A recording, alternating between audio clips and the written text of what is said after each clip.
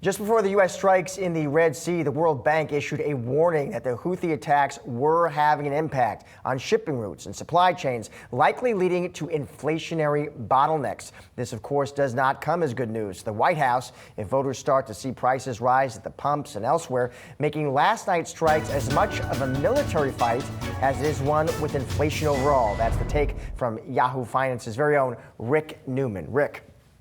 Hi, guys. Yeah, I'm not saying that Biden ordered these strikes solely to keep inflation under control, but it's certainly a component of what he has to be thinking about. I mean, we all know the Biden administration has been shell-shocked by inflation that came out of nowhere in 2022 and 2023.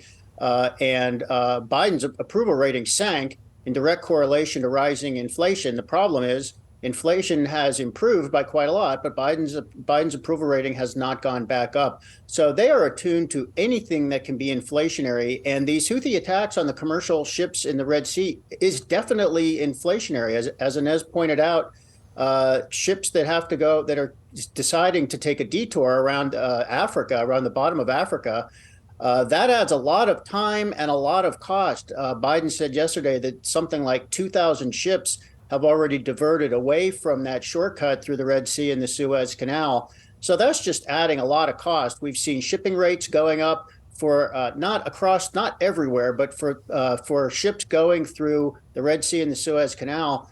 Shipping rates have skyrocketed. So that is going to get passed on to consumers. So the big question for markets now is what happens next? Will these strikes against the Houthis, did they get all the areas where they've been launching missiles? Did they get the weapons they've been launching? Did they impair their ability to fire more of these weapons at commercial ships? Or are the Houthis just going to come back and do it again? And then we're going to have ongoing tit for tat between the U.S. and U.K. forces that are attacking these Houthi sites and the Houthis. And of course, the big concern is, does this escalate further into something that involves Iran directly? I think it's encouraging that oil prices only went up by 1% in the 24 hours or so since we got this news. So traders are basically saying, we think this is contained for now, but there are a lot of directions this could go, and it's day by day.